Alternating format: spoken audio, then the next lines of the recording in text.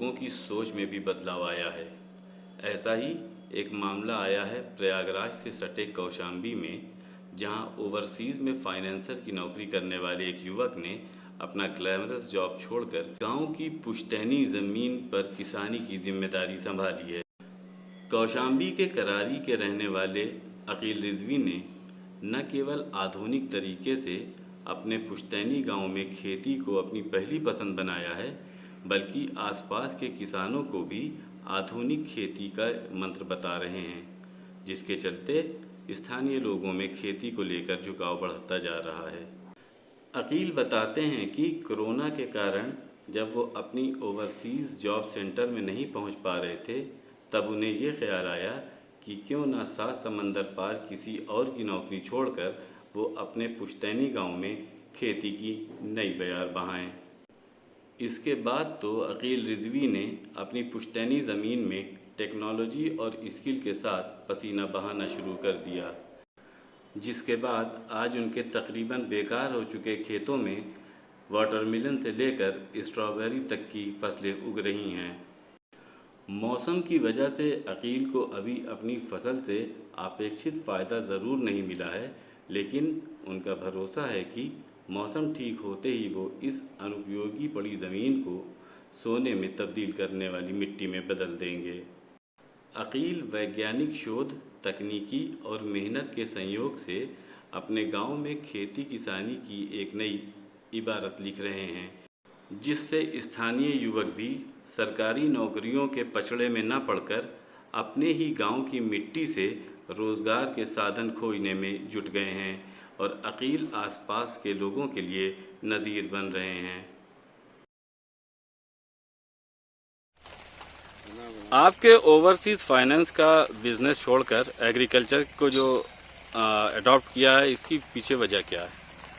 इसके पीछे वजह ये है कि मेरा हमेशा से एग्रीकल्चर में इंटरेस्ट रहा है, क्योंकि ये जिस खेत पे आप खड़े हैं ये मेरा पुश्तैनी खेत है, ये मेरे दादा का खेत है।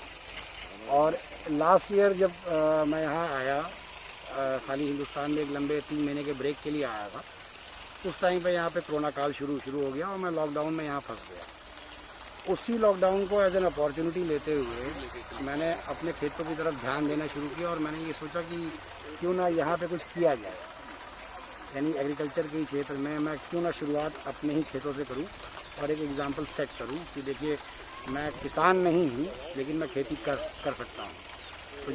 इस समय किस तरह के एग्रीकल्चर फार्मिंग के मॉडल के बाद डेवलपमेंट करने में लगे हैं आप?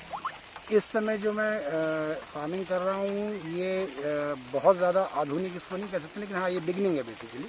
यानी हिंदुस्तान में इसको हमारे यहाँ यूपी के क्षेत्र में जो है मल्चिंग और ड्रिप लाइन का सहारा लेके मैं अभी फ़िलहाल जो है खेती करने में लगा हुआ हूँ।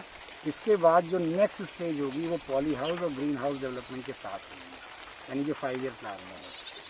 अभी फ़िलहाल जो है वो ड्रिप लाइन और मल्चिंग के बेस पे जो है तो हम हैंगिंग वेजिटेबल्स और हैंगिंग फ्रूट्स वगैरह लगाने की सोच रहे हैं यहाँ पे। आपने अपने साथ इलाके के किसानों को जोड़कर उन्हें नई सोच का हिस्सेदार बनाया है।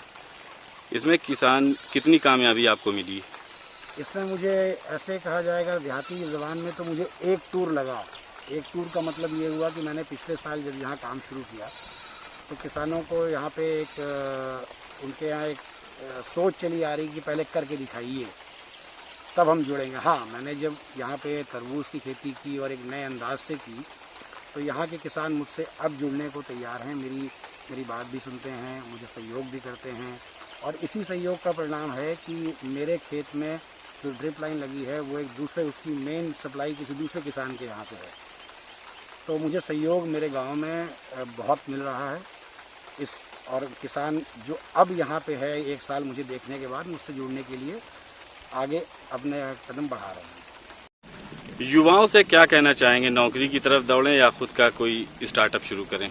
देखिए, युवाओं से मैं पहले तो ये कहना चाहूँगा कि किसी भी मतलब मुझे भी 15 साल का एक्सपीरियंस है, मैंने भी पहले दुनिया देखी है, फिर मैं अपने खेतों पे आया हूँ।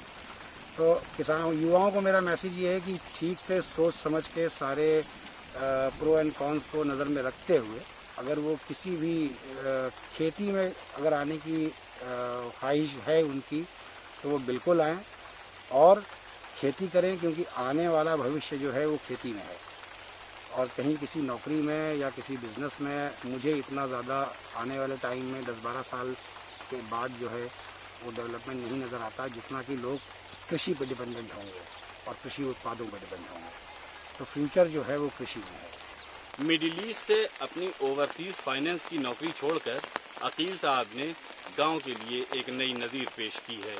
ऐसे में उन युवाओं के लिए जो नौकरी के लिए भागते थक जाते हैं, उनको भी एक नई दिशा दी है।